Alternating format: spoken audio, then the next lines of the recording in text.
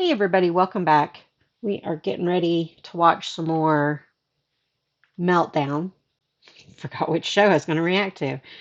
I am in the middle of peeling 6 pounds of oranges. We're halfway through, and so I'm going to be multitasking. For those of you that don't like that with reactors, then you need to go somewhere else.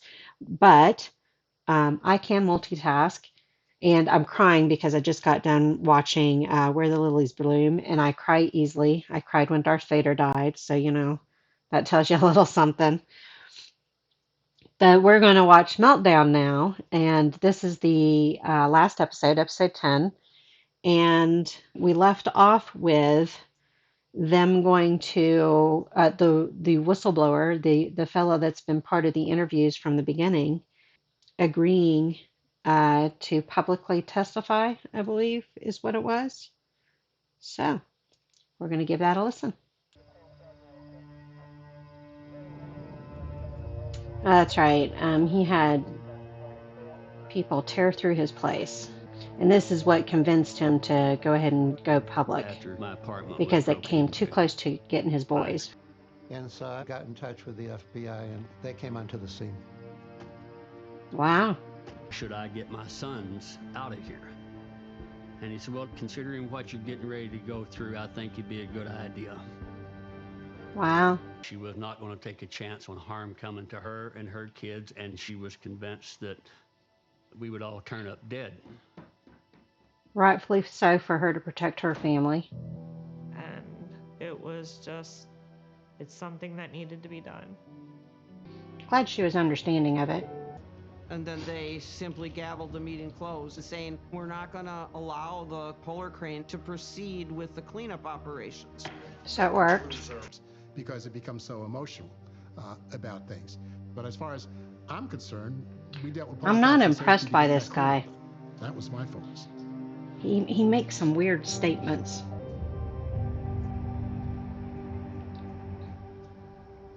Four years. Wow. It does take a long time, doesn't it? Before it was even finished construction, the company management was falsifying critical leak rate data. Wow. And destroyed documents. It was not an explosion. There was no supersonic shockwave, but it was a big hydrogen burn. It was an explosion. Hydrogen blows up.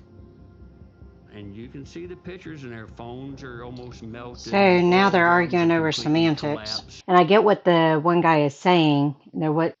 When he was saying, extra buildup in the grill and it's a boom kind of sound. But technically, that's an explosion, not just a burn off. The burn off is a type of explosion.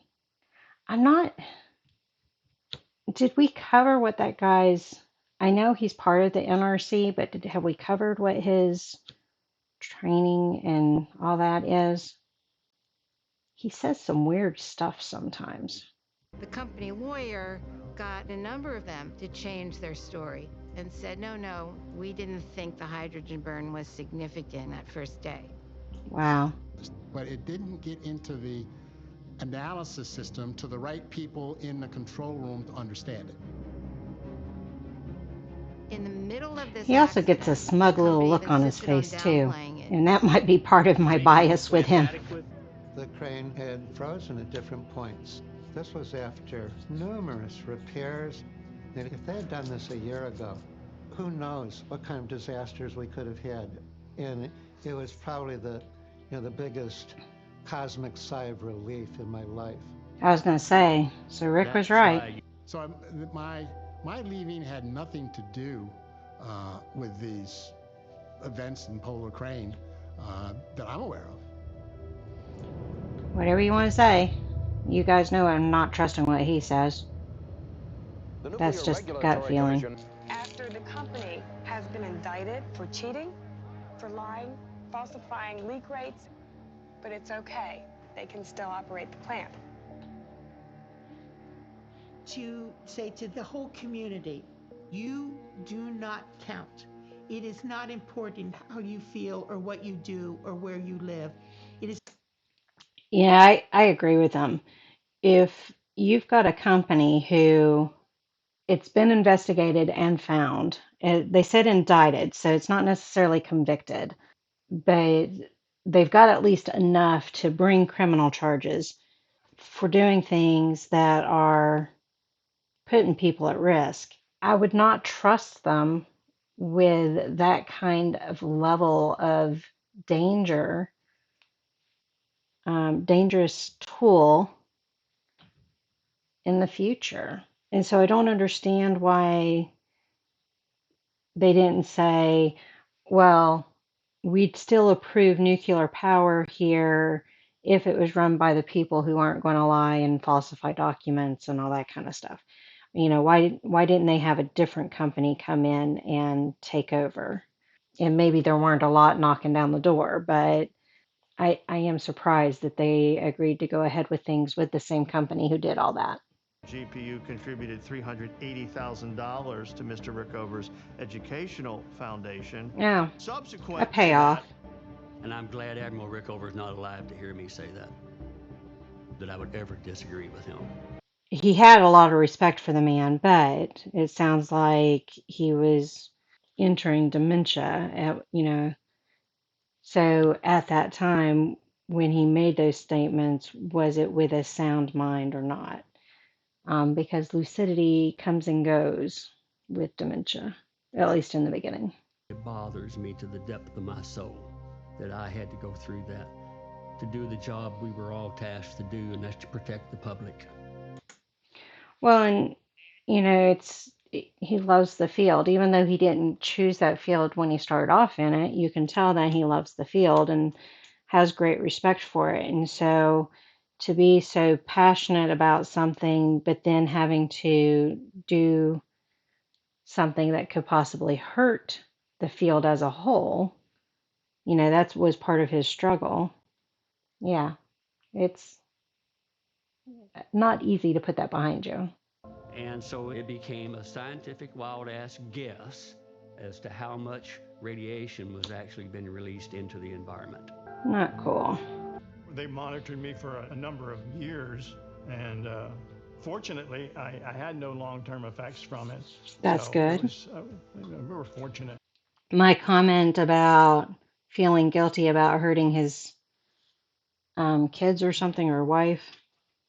No, he wouldn't hug his kids, but he didn't say anything about hugging his wife. So I thought, well, maybe his wife died because of having contact with him, but that doesn't sound like that's accurate. So it sounds like, well, although that would have been more immediate, but he would have had something happen to him before it happened to her, I would think. So I don't know. But no long-term effects. That's good. And just recently, my youngest daughter had a fibroid tumor that was over 10 pounds. Wow. I don't think those illnesses had anything to do with 3 Mile Island. They probably believe it does, and that's what they believe. Well, and it is possible that it occurred due to some other source because not everybody who gets those live near nuclear plants. But it sounds like you also can't say it didn't hurt. Scientifically legitimate? Sure, you can. You can probably find them, and you can make a wonderful show. Allegories are just as important.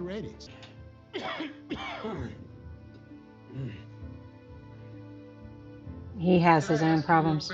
Sure. What is that with the cough? It is.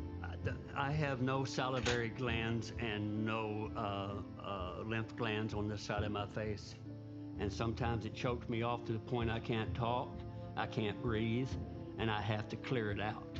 What is that from? Cancer, throat cancer.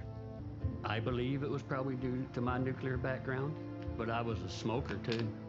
So there's always that but that he's being realistic about it. With certainty. You can never take away the trauma that some people have sustained over 40 years and a town that has to recover. What did her mama die from? I've only had my heart broken twice in my life. She was one of them. Once was with the boy's mom, and once was with your mom. I don't think that there should be collateral damage for somebody that was trying to do the right thing for the right reasons. I agree.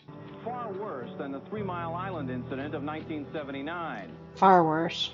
Earthquake and tsunami are triggering fears of a nuclear meltdown, and questions loom about whether future disasters can be prevented.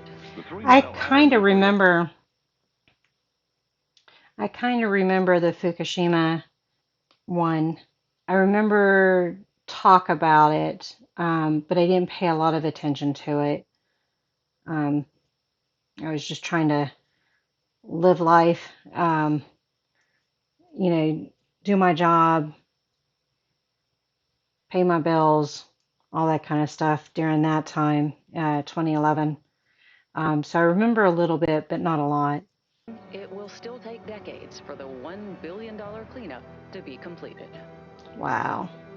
And I waited 37 years to tell this story. There you are. So is he the one that instigated this documentary?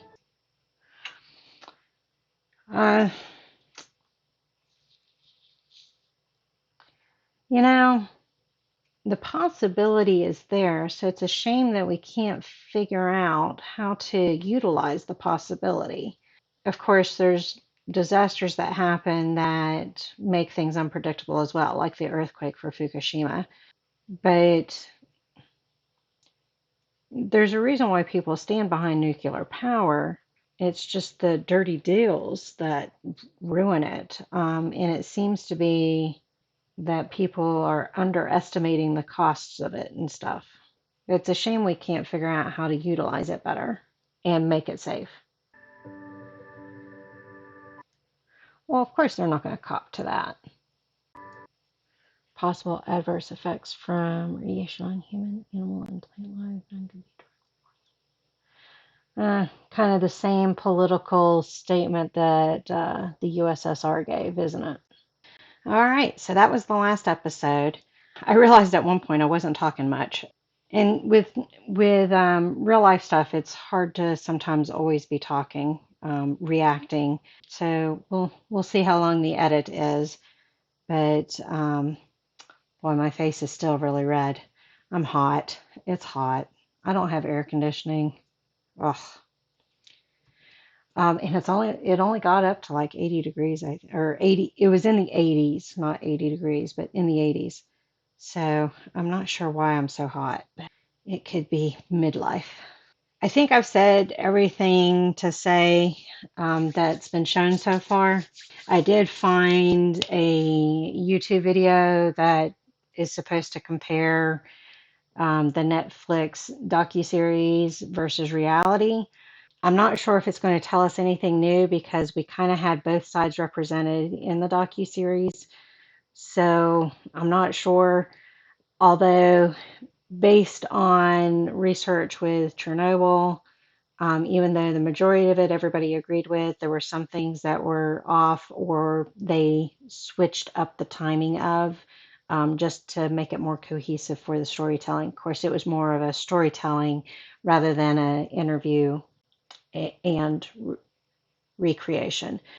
Tiger King, after the first episode, I knew that it was very slanted in its presentation of stuff. So we'll see what the video says and kind of go from there. But thank you for joining me on this one, and I will see you for that comparison. Bye.